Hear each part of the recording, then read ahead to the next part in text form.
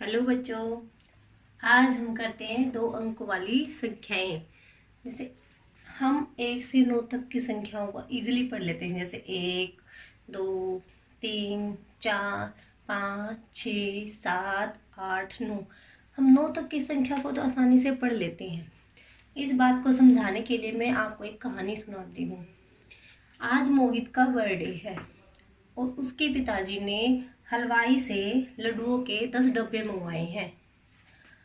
अब हलवाई जब लड्डू लेके आता है तो उसके पिताजी ने 10 डब्बे देख के ऐसे ही लड्डू रख लिए। अब मोहित है वो बड़ा परेशान होता है कि पिताजी ने तो लड्डू गिने भी नहीं और ये 100 कैसे हो गए। अब वो गिनना शुरू करता है कि मैं एक एक करके लड्डू गिनता हूँ, ये पूरे 100 है या नहीं। तो गिनता है 1, 2, 3, 4, 5, 6, 7, 8, 9, 10, 11, 12, 13, 14, 18।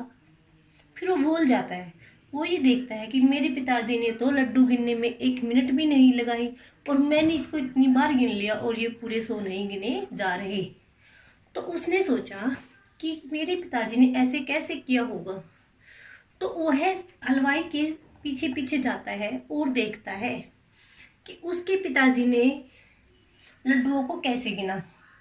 हलवाई ने प्रत्येक डब्बे में 10 डब्बे थे उसके पास, 3, 4, 5, 6, 7, 8, 9, 10। उसने देखा कि प्रत्येक डब्बे में 10 लड्डू हैं। 1, 2, 3, 4, 5, 6, 7, 8, 9, 10। ऐसे ही हर डब्बे में 10 लड्डू थे। कितने लड्डू थे? 10 लड्डू थे। अब वो क्या करता है, अब वह सबका एक समूह बना लेता है। तो वो समूह उसने कैसे बनाया, अब हम देखते हैं। 10, 1, 2, 3, 4, 5, 6, 1, 2, 3, 4, 5, 6, 7, 8, 9, 10। 3, 4, 5, 6, 7, 8, 9, 10। अब उसने क्या किया, उसने हर एक डब्बे में समूह गिना। कितने समूह के? 10 का देखो, 1, 2, 3, 4, 5, 6, 7, 8, 9, 10।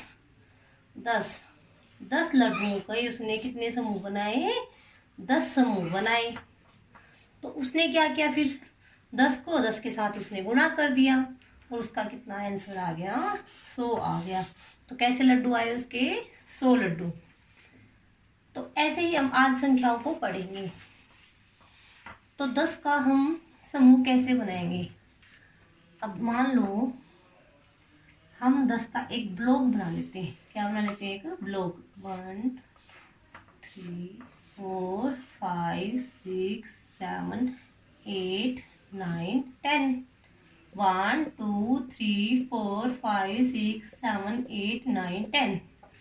अब जब 10 ब्लॉक होते हैं उसको हम एक दहाई कह सकते हैं कि जहाँ पे हमारे 10 ब्लॉक होंगे वहाँ पर हमारी एक दहाई होगी। तो जैसे हमारे पास सम दे दिया हमें 1, 2, 3, 4, 5, 6, 7, 8, 9, 10। 10 ब्लॉक दे दिए और हमें 4 ऐसे दे दिए। ठीक है, तो हम इनको आसानी से गिन सकते हैं कि 10 ब्लॉक का क्या बनेगा हमारे पास? एक दहाई। दहाई कितने की होती है हमारी? 10 की। और ये कितने हैं? 1, 2, 3, 4। तो 4 हमारे किस में आ गया? इकाई के अंदर आ गया। तो कितना बना? 10 के दहाई का 1 और 4 है यहाँ पे इकाई। तो कितने हमारे पास हो गए? ये 14। तो ऐसे ही हम आगे गिन सकते हैं। 15 10 का ब्लॉक हो जाएगा, 5 हमारे पास आगे हो जाएंगे। अगर 16 बनाना है तो 10 का ब्लॉक और 6 संख्याएं आगे होंगी। अब ऐसे ही 17, 18, 19। अब हमारे पास आ गया मान लो 20। अब 20 को हम कैसे लिखेंगे? अब 20 को बनाने के लिए हम क्या करते हैं, ऐसे ब्लॉक बनाएंगे। पहले 1, 2, 3, 4, 5, 6, 7, 8, 9, 10। ऐसे ही एक ब्लॉक और बना लेते हैं। 1, 2, 3, 4, 5, 6, 7, 8, 9, 10। तो दहाई और इकाई। अब हमें पता है 10 ब्लॉक की एक दहाई बनती है, तो 10 ब्लॉक की एक दहाई ये होगी, एक ये होगी, और एक कितने हो गए? 2। तो दहाई में कितने हो गए हमारे पास? 2। अब इकाई में यहाँ पे कुछ है ही नहीं, तो इसके नाम की क्या लगाएंगे हम? 0। तो 20 को लिखने के लिए क्या लिखेंगे हम? हमारे पास 2 दहाई है और 0 इकाई है। 2 दहाई और 0 इकाई।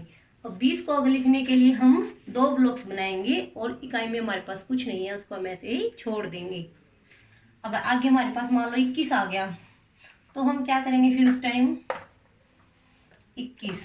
अब 21 आ गया तो क्या करेंगे? यहाँ पे एक संख्या बना लेंगे। यहाँ पे क्या जाएगा? दहाई की जगह पे 2 और इकाई की जगह पे 1। 22 आएगा तो क्या करेंगे फिर? 2 दहाई पे आ जाएंगे। अब अगर 23 है तो इकाई पे 3, 24 है तो इकाई पे 4, 2 दहाई पे आ जाएगा। 25, 26, 27, 28, 29। अब 30 की बारी आती है।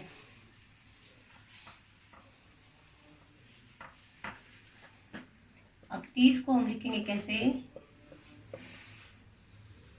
10 ब्लॉक का हमारे पास एक दहाई है। अब हमें बनाना है 30। अब 30 के लिए क्या करेंगे हम? 10 के हम कितने ब्लॉक बनाएंगे? 3 ब्लॉक। 1, 2, 3, 4, 5, 6, 7, 8, 9, 10। फिर 10 के और बनाओ। 1, 2, 3, 4, 5, 6, 7, 8, 9, 10। फिर बनाओ एक और, क्योंकि हमारे पास 30 है। 2, 3, 4, 5, 6, 7, 8, 9, 10। तो 10 के कितने हमारे पास? 3 ब्लॉक हो गए। 3 ब्लॉक। 30 ब्लॉक है हमारे पास टोटल। तो 10 ब्लॉक का क्या बनेगा? एक दहाई। तो 30 है तो कितने हो गई? 3 दहाई। अब इकाई पे हमारे पास क्या है? कुछ भी नहीं है, तो उसके नाम पे क्या लगाएंगे? 0। 0 इकाई। तो 30 में क्या होगा हमारे पास? 3 तो होगा दहाई और 0 क्या होगा हमारे पास? इकाई। ठीक है। तो यहाँ पे दहाई का अंक हमारे पास 3 और इकाई का अंक हमारे पास 0। अब आगे हमारे पास 31, 32, 33, 34, 35, 36, 37, 38, मान लो 39 ही आ गया। फिर क्या करेंगे? 10 के हमने 3 ब्लॉक बनाए, तो यहाँ पे दहाई में कितने हो गए हमारे पास? 3। और इकाई में कितने होंगे? अब इकाई का अंक देखो क्या बनेगा, यहाँ पे कितना बच गया? 9। तो 9 बना दो। 9 चीजें, 1, 2, 3, 4, 5, 6, 7, 8, 9। तो यहाँ पे हमारे पास 3 तो हो गई दहाई और 9 हो गई हमारी इकाई। तो यहाँ पे हमारा इकाई का अंक है 9 और दहाई का अंक है 3। तो 30 और 9 39। इस तरह हमारी संख्या 39 बनी है। अब अगर हमें 40 बनाना है तो फिर क्या करेंगे हम? 10 के कितने ब्लॉक बनाएंगे? 10 के हमने 4 ब्लॉक बनाने हैं। 10, 20, 30, 40। 40 के एक और ब्लॉक बना लो। 1, 2, 3, 4, 5, 6, 7, 8, 9, 10। और 40 के लिए हमारे पास इकाई पे कुछ है ही नहीं, तो इकाई में कुछ नहीं है तो खाली छोड़ दो। तो यहाँ पे दहाई कितनी होगी? 4 दहाई 40 हो गई और इकाई कितनी है? 0। तो यहाँ पे हमारा दहाई का अंक है 4 और इकाई का अंक है 0। इस तरह हम 40 को बना सकते हैं। अब 41 आएगा तो इकाई की जगह पे 1 आ जाएगा, दाएं। फिर अगर 42 आ गया तो 2 बना देंगे, 43 है तो 3 बना लेंगे। ये 4 ब्लॉक्स ऐसे कैसे रहेंगे, ऐसे ही 49 तक हम बना सकते हैं। जब 49 आएगा 4 ब्लॉक्स ऐसे ही और 9 हम यहाँ पे बना लेंगे। जैसे देखो 1 2 3 4 5 6 7 8 9, 40 और 9 49। तो यहाँ पे फिर इकाई का अंक क्या आ जाएगा हमारे पास 9। तो यहाँ पे दहाई का अंक हमारा 4 है और इकाई का अंक 9 है। ऐसे ही अगर हमें 50 बनाना पड़े तो हम क्या करेंगे, 10-10 के कितने ब्लॉक बनाएंगे, फिर हम 10-10 के बनाएंगे हम 5 ब्लॉक। 10-10 के कितने ब्लॉक बनाए हमने 5। तो एक बना दो, 1 2 3 4 5 6 7 8 9 10। तो 10-10 के हमारे पास कितने ब्लॉक हो गए यहाँ पे, 1 2 3 4 5। तो 5 हमारे पास दहाई पे हो गया और 0 यहाँ पे क्या हो गया हमारे पास है इकाई। तो दहाई का अंक हमारे पास है यहाँ पे 5 और इकाई का अंक हमारे पास यहाँ पे 0। तो इस तरह हम 1 से 50 तक की संख्याओं को आज बनाना सीखेंगे। अब है इन्हीं संख्याओं को, 1 से 50 तक की ही संख्याओं को हम आरोही या अवरोही क्रम में कैसे लिखते हैं। तो सबसे पहले हमारे पास जरूरी है हमें पता होना कि आरोही क्या होता है। आरोही क्रम क्या होता है, चढ़ते हुए क्रम को या बढ़ते हुए क्रम को, जो बढ़ता रहता है, बढ़ते हुए क्रम को आरोही क्रम कहते हैं। जैसे हम अगर हमें जो हमारा जिन्ना होता है उसके ऊपर अगर हम पैर चढ़ते हैं तो सबसे पहले हम कहाँ चढ़ेंगे, सबसे नीचे वाले पे, फिर उससे ऊपर, फिर उससे ऊपर, पहले नीचे फिर उससे ऊपर, फिर उसके ऊपर, फिर उसके ऊपर, फिर उसके ऊपर। इस तरह ही हम आरोही क्रम में संख्याओं को करते हैं। तो उदाहरण लेके करते हैं हम। हमारे पास फर्स्ट क्वेश्चन है, जैसे हमें संख्या दी है 22 11 18 और 15। तो इसको हम आरोही क्रम में लिखेंगे।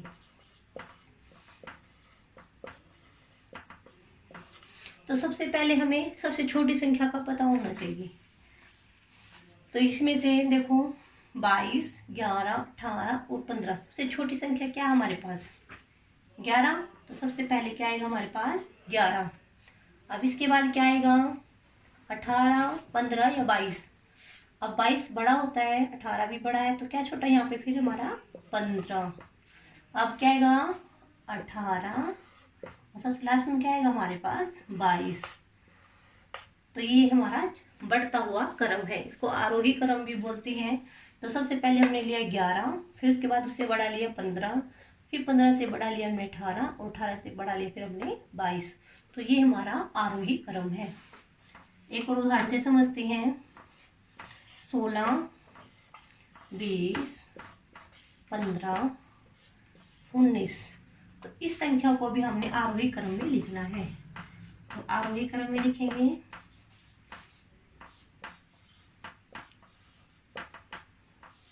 तो सबसे छोटी संख्या को ढूंढेंगे यहाँ पे। पहले देखो 16 20 15 19। तो यहाँ पे सबसे छोटा क्या है हमारे पास 15। 15 के बाद फिर देखेंगे क्या आएगा हमारे पास 16, फिर क्या आएगा हमारे पास 19 और फिर 20। सबसे छोटी संख्या यहाँ पे क्या है 15, इससे बड़ी क्या है 16, 16 से बड़ी 19 और 19 से बड़ी 20।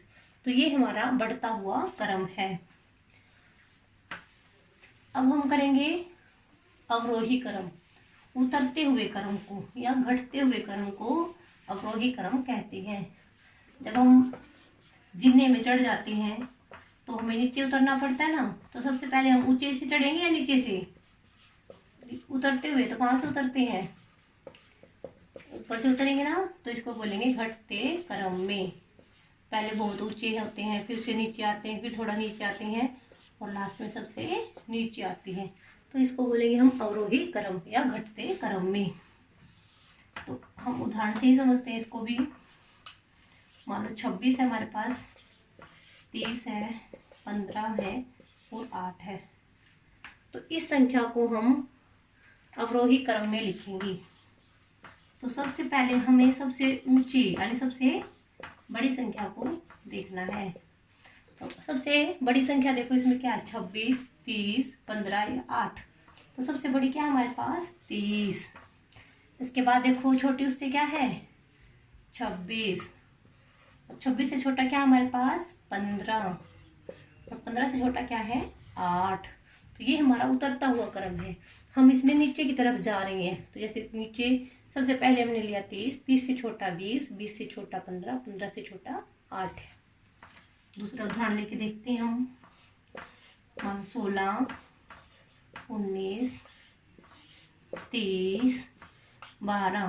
तो इसको भी हम अवरोही क्रम में लिखेंगे, अवरोही क्रम में।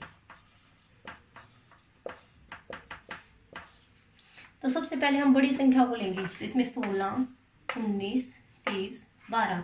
तो सबसे बड़ी हमारे पास क्या है यहाँ पे, 30। उससे छोटी देखो क्या है, 19। 19 से छोटा क्या हमारे पास, 16। और इससे छोटा क्या है फिर हमारे पास, 12।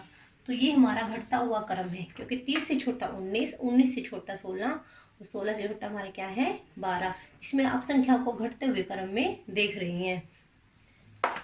आगे हम करते हैं अब कि कई बार संख्याओं को बांटने में, जैसे कोई अगर हमें कोई संख्याएं बांटनी पड़ जाए बराबर बराबर, तो हम कई बार उसको कर नहीं पाते हैं। तो हमें पता होना चाहिए कि वो संख्या किस प्रकार की है। तो आज हम करते हैं सम और विषम संख्या। तो सम संख्या क्या होती है,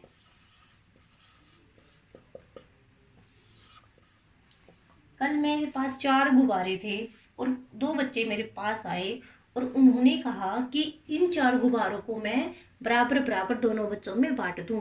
अब मैं बड़ी दिक्कत में हुई कि इनको मैं कैसे बांटूं।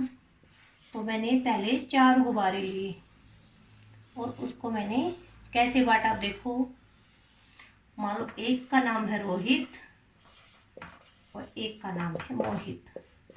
तो मैं कैसे बांटूंगी, देखो मैंने पहले दोनों के ग्रुप बनाए, दोनों को इकट्ठा खड़ा किया मेरे पास। फिर मैंने पहला गुब्बारा रोहित को दिया, दूसरा दिया मैंने मोहित को, फिर जो पहले वाला था फिर वो मैंने मोहित को दिया, और जो दूसरे वाला था ये मैंने मोहित को दिया। इस प्रकार मैंने बच्चों को बराबर बराबर गुब्बारे बांट दिए। तो अब बराबर बराबर क्या मैं 5 है मान लो मेरे पास गुब्बारे, क्या मैं इनको बराबर बराबर बांट पाऊंगी। मान लो रोहित को और मोहित को ही बांटना पड़ जाए। तो मैंने रोहित को दिया एक, मैंने मोहित को दिया, फिर मैंने रोहित को दिया, फिर मैंने मोहित को दिया। अब मैं तो कंफ्यूज हुई है मैं किसको दूं। तो यहाँ पे मैं 5 को यहाँ पे मैं बांट नहीं पाई।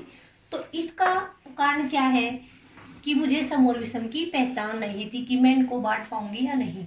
तो मैं बताऊंगी पहले सम संख्या क्या होती है। जिन संख्याओं को हम 2 बराबर समूह में बांट सकते हैं, जिन संख्याओं को 2 बराबर समूह में बांट सकें, 2 बराबर समूह में बांट सकें, सिर्फ 2 के अंदर हमें बांटना है, हमें बांट सकें, उसे हम सम संख्याएं कहते हैं। जैसे कि जिस संख्या के अंत में 0 हो, 2 हो, 4 हो, 6 हो, 8 हो, जिन संख्याओं के अंत में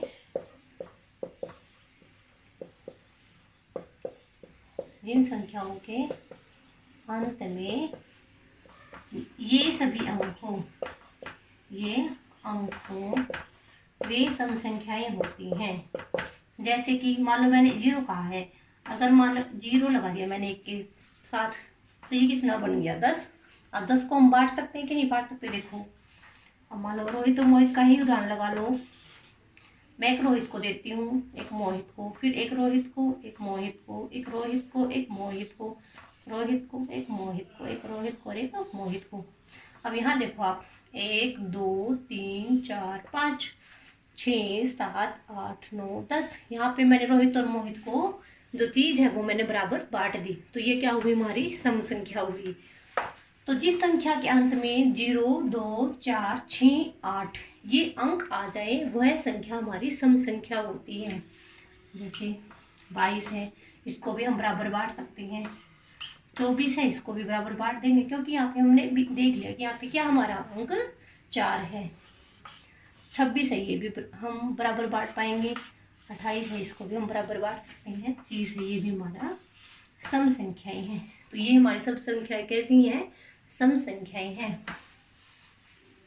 तो सम संख्याओं को हम क्या कर सकते हैं? बराबर बराबर बांट सकते हैं। जैसे मान लो मेरे पास 12 है, 12 टॉफियां हैं, मेरे को 2 बच्चों को बांटनी है, एक राम को बांटनी है और एक श्याम को। श्याम है, उसको बांटनी है, तो मैं पहले एक टॉफी राम को दूंगी, एक श्याम को, एक फिर राम को, श्याम को, फिर राम को दी मैंने, फिर श्याम को दी, फिर राम को दी, फिर श्याम को दी, फिर राम को, फिर श्याम को, फिर राम को, फिर श्याम को। ये लोग बराबर हो गई हैं। देखो 1, 2, 3, 4, 5, 6 राम को मिली 6। अब श्याम को गिनो 1, 2, 3, 4, 5, 6। दोनों को कितनी मिल गई? बराबर बराबर 6 मिल गई। और 6 और 6 कितनी होगी? हमारी 12 होगी। तो हम सम संख्याओं के द्वारा हम क्या कर सकते हैं? 2 समूहों में बराबर वस्तुओं को बांट सकते हैं। तो हम कैसे पहचानेंगे सम संख्याएं हैं? जिन संख्याओं के अंत में 0, 2, 4, 6, 8 ये अंक हो वे हमारी सम संख्याएं होती हैं। अब हम करेंगे जिन संख्याओं को हम बराबर नहीं बांट सकते, तो वो कौन सी संख्याएं होंगी? वो हमारी विषम संख्याएं होंगी। विषम संख्याएं, विषम संख्या जिन संख्याओं को हम बराबर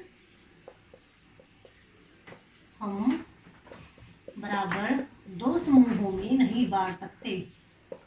2 समूहों में नहीं बांट सकते, उन्हें हम कौन सी संख्याएं कहेंगे? उन्हें हम कहेंगे विषम संख्याएं। जिन संख्याओं को हम 2 बराबर समूहों में नहीं बांट सकते उनको हम विषम संख्याएं कहते हैं। तो इसकी पहचान कैसे करेंगे? जिस संख्या के अंत में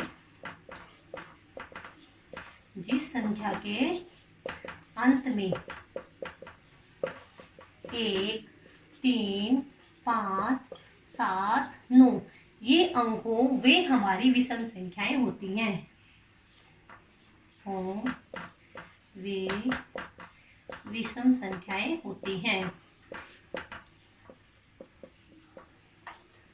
तो हम कैसे देखो इसको कैसे प्रूव करते हैं? देखो अभी वही उदाहरण लेते हैं। मान लो मेरे पास 3 गुब्बारे हैं, 3 गुब्बारे हैं और मुझे 2 लड़कियों को बांटने हैं, सीता और राधा। 2 लड़कियां हैं मेरे पास, उन दोनों को बांटने हैं। अब मैंने एक गुब्बारा तो सीता को दिया, एक दिया मैंने राधा को, अब बच गया मेरे पास एक। तो मैं किसको दूं? राधा को दूं या सीता को दूं? मैं तो कंफ्यूज हूं कि सीता को दूंगी तो राधा बुरा मान जाएगी और राधा को दूंगी तो सीता बुरा मान जाएगी। अब मैं क्या इसको बराबर बांट सकती हूँ? नहीं।